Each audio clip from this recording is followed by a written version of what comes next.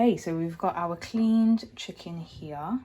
We've got our Jamaica Valley seasonings here. Everything else for the rest of our Sunday dinner, a few more seasonings. So we're gonna get this all seasoned up and in the oven. Let's get into it. We're gonna add some of our Jamaica Valley all-purpose seasoning. Sometimes, well, as you guys know, most of the time I season with my eyes. So we're gonna start off with half a tablespoon. And no, we need a full tablespoon. So we're gonna put a tablespoon of all-purpose seasoning in there, and we might come back to it. As I said, sometimes guys, season with your eyes. That's a good thing to do. Chicken seasoning by Jamaica Valley again. We're gonna put in the same amount. And put in a tablespoon. Want to make sure your chicken have colour. That's when you know that you've seasoned it well. And then we're going to start adding some herbs as well. So we're going to add some rosemary to the party. We're going to add about a teaspoon of this, or maybe half a teaspoon, because you don't want like a mouth of herbs when you're eating your chicken. So half a teaspoon of that. You're going to also add some dried thyme. Add half a teaspoon of that, or actually a teaspoon of that. Then you're going to add some garlic granules, and you're going to add a teaspoon of this. We need to go heavy on this. Then you're going to also add some garlic salt. We're going to add half a teaspoon of this. And don't worry about the measurements, keeping up with it, because I'm going to put it all in the description below, okay? We're also going to add some garlic and herb seasoning. Half a teaspoon of that. And then we're going to also add some black pepper. We're going to add a teaspoon of this because it's going to balance out all that salt that you've got in there. Then we're going to give this a little bit of a rub down. I'm going to put some gloves on because personally I like to season with gloves on. You don't need to, but yeah, each to their own. And also what I'm going to do once I've got the gloves on is open up the chicken and season the inside and make sure it gets all over it, okay? So now I've got my gloves on, or in some cases just clean hands. You just want to rub your chicken up. Make sure you get it all in there. This might actually be enough, but we'll see once we kind of like get it all around. You're going to flip your chicken over, rub down the back, rub in the sides. Basically pretend like, you know, let me not say you're making love to the chicken, but you're massaging the chicken up. You know what I mean? You've got to get all those seasonings everywhere, in all the creases, because once we roast this, all those juices that come from it, we're going to use it for the gravy. So that's why you want to season this chicken well. Rub the inside like this. And then also what we're going to do later, when this is roasting, when it's like half an hour away from being fully cooked, we're going to cover it with a little bit of honey. It gives it the nicest glaze and just this sweetness about it that really works. So trust the process, guys. You guys have seen the picture of this on my Instagram, you've seen it on my TikTok, and it looks good. So now you've got the chance to see the thing in full effect. I actually think this is enough seasoning because, as you can see, it's coated very well. So my eye measurements did well, guys. Did well. I know it sounds a bit weird, like knowing how to measure with your eyes, but I think luckily my Jamaican grandma, she kind of just made sure from early that I just knew how to season. And that's a good skill to know, especially if you're trying to do food quickly. You know, it just really helps to know how to season by eye. But yeah, just keep measuring it, get all in here as well. Sorry chicken, I know it looks like I'm violating, but to be fair, as I said, when you massage the chicken well and get it looking like this, that's when you know your chicken's gonna taste good. Yeah, so make sure the inside is rubbed up, all in there. Add a little bit more seasoning if you want. Me, what I'm gonna do with this, I'm going to add, where is it? So I'm gonna add half an onion cut into quarters, and then this same onion is going to be used in the gravy. So literally just take that onion, put it inside like that, and then also get some fresh thyme washed and put that in there as well. And it's not going to burn or anything, it's just going to literally release all its flavour when it's cooking, and then you can take it out and use it for your gravy. So yeah, get your hands washed and then put this onto a tray. Also guys, I did forget to say that normally, you know, you would let this marinate. Like when I did this for Sunday dinner last week, I let it marinate for a good few hours. I actually let it marinate overnight. So this is what I'm saying, the longer you let it marinate, the better it's going to taste. But believe me, it's still going to taste good. Yeah, so what you want to do, get a baking tray. You don't need to put foil, but I put foil and it don't fail me every time. It just makes sure that everything's a bit more, it doesn't stick to the bottom. Obviously you're going to get all those juices off of it properly. So yeah, just literally get your tray, line it with foil, put your chicken in there, and then do not get rid of this. Keep this we're going to use later with the onions to make up the gravy, make a little chicken stock and whatnot. So yeah, get your chicken seasoned like this and then put it in the oven for the first hour at about 160. This is a medium-sized chicken, by the way. So again, I'll put this all in the description below. But yeah, an hour at 160 and keep checking it. Obviously, you guys are going to be checking this with me. So we will be back in an hour to see how this looks. Also, I did forget to say, it's 160 Celsius and don't cover it with any foil right now. So for the first hour, you just want to leave it like this. Put it in the middle of the oven for an hour and check on it throughout just to make sure that it's fine. But it should be fine because 160 is just going to basically allow it to cook slowly, but not let it get dry and not let it get burnt. Okay?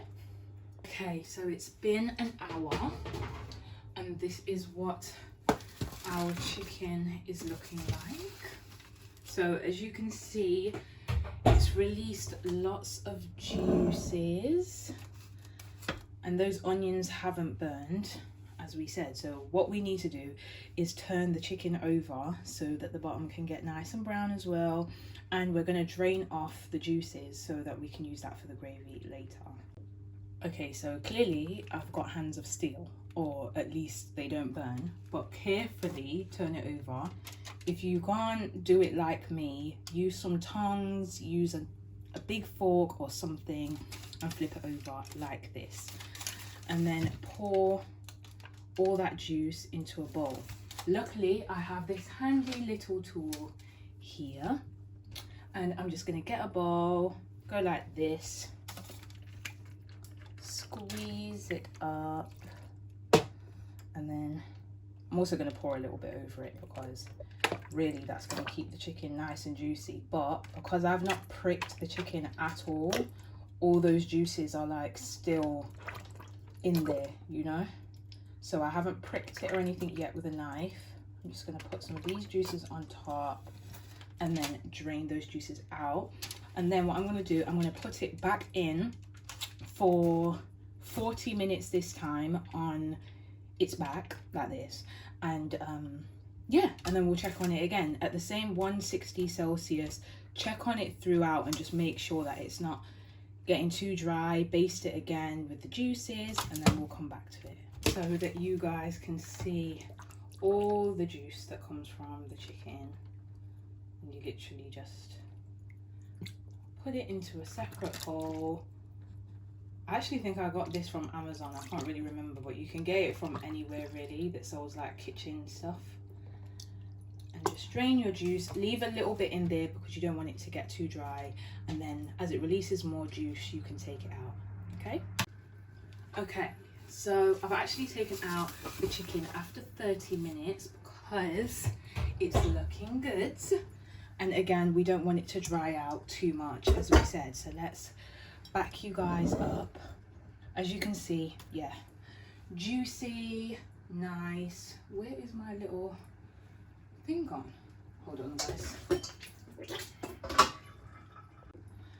Okay, so as I said, 30 minutes in And basically this is where it needs to be at. So forget the 40 minutes, do it for 30. Look at all that juice. So this juice that we've got to the side here, you see what I mean? Like, it releases a lot of juice, so that's why you can get away with taking some out, but still just pour it over the top. I know you guys probably want to see this, so let me move, let me get some room, okay. And then what you want to do, pour this down like that, and literally just pour it over the top. And that breast underneath, the reason why I like to cook it on its back as well as is obviously to get it brown on this side, but if you do it at the end of the cooking process, then your breast is just going to stay nice and juicy because it's technically cooking in the juices, if that makes sense.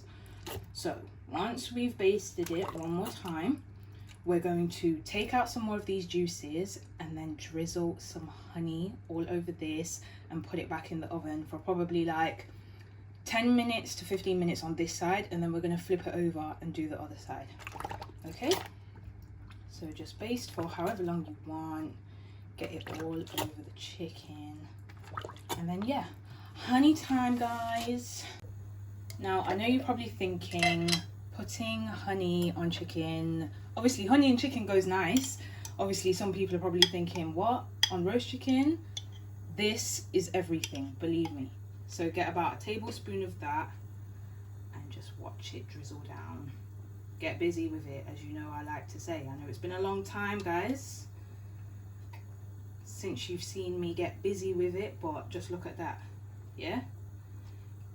A tablespoon might even be too much, but to be fair, this is a big bird, so just make sure you get it all in there. Rub it over the sides and just use the spoon really. Make sure you get over the leg, get it all over it like so, and then put it back in the oven for 10 to 15 minutes, so check it after 10 minutes. But turn it up slightly to about 170 now, because you basically want to caramelize this now. Okay, it's like not fully cooked, but it's nearly there. And also keep your honey to the sides because you're going to need it for the other side, yeah? So 170, 10 to 15 minutes, and then check it again. And we have, just look at this. I told you, once you add that honey, it does bits, guys, it does bits. But now we need to flip it back over. Now, of course, because I just took it out, I'm not going to be so silly to use my hands, but I am going to do it off camera because I know it's going to be a bit of a mad thing. So yeah, all right, so I said I was going to do it off camera, but to be fair, yeah, you lot got to see everything. So oh, there we go, weren't too bad. We did it. Right, so next step now, we got to put some honey on top, yeah? So what we're going to do, sorry, it's hot. When I told you I'm burning up in air, my God, it is so hot. Okay, so again, tablespoon of honey, or maybe just under a tablespoon, and we drizzle like so. And what I also like to do, sorry, after I've drizzled all the honey on there, yeah, it's about 3/4 of a tablespoon, because it depends like how much you've seasoned it. Obviously basing it on my recipe, it's gonna be flavors, just follow my thing, yeah? All right, so once you've put that on, what I also like to do, you got to put a little bit of seasoning on top. And I know you're thinking, but you've seasoned it already, Chanel, why do you need more? You know what, yeah, it just adds a little bit of an extra crisp. It's something that my gran used to do, so we're gonna do the same thing here, only a little bit, probably like a little teaspoon, and just shake it over the top like that. Obviously it may get a bit mad, so just go like this. And as you can see, as that's bubbling up, that's because that's the juice. That's the juice in the chicken. So trust me, I'm getting hungry just looking at it. I'm hungry and I'm hot. So what you need to do, 10 minutes in the oven like this, on the same heat that it was on before, and then we're going to check it because it's very juicy. And then what we're also going to do is take out the onions so that we can start on our gravy. As for this juice, I'm going to leave it there and remove it at the end because I don't want it to get too dry, okay? Now for our chicken, which has been in the oven for about 10 to 15 minutes at 170. Boom. Now don't look at that and think it's burnt. All of that is like, oh, look at that. Just look at that. Wait until I pour some of those juices over it and you're going to really get to know what I'm talking about. So this time I'm going to use a spoon now. So you just get that, pour it on top, and boom, your chicken is basically done. I like to leave my chicken to rest because all those juices, they're going to keep coming out, and this is really hot. So what you can do, you can take it out, let it rest, and then cut it up. If you was to cut it now, everything would basically just fall apart, and we don't want that, especially with the breast part. We don't want that. So just baste it a little more, or you know what, you can baste it and then come back to it again, baste it again, come back to it again, baste it again. It will just make it so juicy that you won't feel like, oh, even though I've left my chicken to rest, it's gone dry now, you know? And just leave it to rest for maybe, I'd say a minimum 15 minutes before you cut it up, minimum. So in the space of time that mine is resting, I'm going to be doing my mac and cheese. So I may even cover this with foil, and remember, look at that. So these are nice and soft. So what I'm going to do with these is put them to the side so that I can chop them up and put them into the gravy, and these aren't going to take no time to just melt into that gravy. It's going to be really nice. A couple of them got out as well. See that? So I'm going to get all those onions, chop them up, and if you don't like onions, literally put them in the gravy and then take them out. It's purely there for flavour. So I'm just going to keep basting that. Look at that. Roast chicken using Jamaica Valley seasonings. Let's get a close up of this. Delicious. Look at that. And now for our gravy. So what you want to do is get a pan and pour all those chicken juices from earlier into the pot. And what you also want to do is those chicken juices from your seasoning, pour that in there. Pour that little bit in there. That little bit of extra is also going to do something and get this boiling on the heat. So just make sure it gets all warmed through, cooks that bit of seasoning that you've just added in as well. And then we're going to add in these as well. So add these in now the way that they are, because what I've actually decided to do is strain off the onions.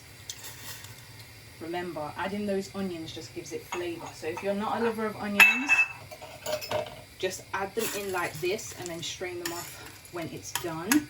If you do like onions, chop them up a bit smaller and then add them in, serve it with your gravy. So get this hot and warmed through. And in the meantime, whilst you're doing that, get 2 tablespoons of corn flour. So not normal flour, corn flour. 2 tablespoons of this, and then add in about 3 to 4 tablespoons of cold water and mix it until it looks like milk. Okay, so I lied. The corn flour, mix it with about 5 tablespoons of water, and it should look like this, like milk, literally. And then get ready to put it into your chicken stock. So as you can see, the onions, the stock is boiling. So now you just want to add your corn flour looking milk mix, and then just mix that in. And it's going to start getting thick very quickly, as you're going to see. So have some boiling water ready to just get this thinner and gravy like, okay? But just for now, just mix it in. Don't worry about it looking too thick, because we're going to thin it out with some water, and then you're going to have your gravy.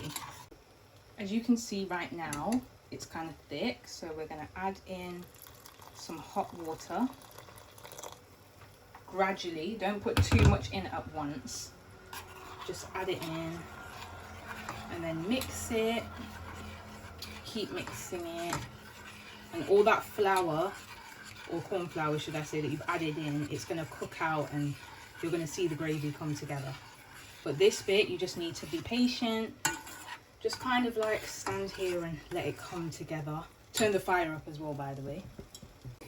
Okay, so you want to keep mixing your gravy. If you see any like corn flour residue or lumps in there, just get another spoon, scoop it up and just mix it in. It just needs a little bit more love, needs a little bit more mixing in. And then basically this is your gravy. Once you've got all that corn flour worked in so that it's thick enough, because that's all it's there for basically, is to get it thicker. Once it's all worked in and it's here looking like your gravy, what you then need to do is add some gravy browning. And we have our Jamaica Valley gravy browning here. So put your spoons to the side and add in your gravy browning.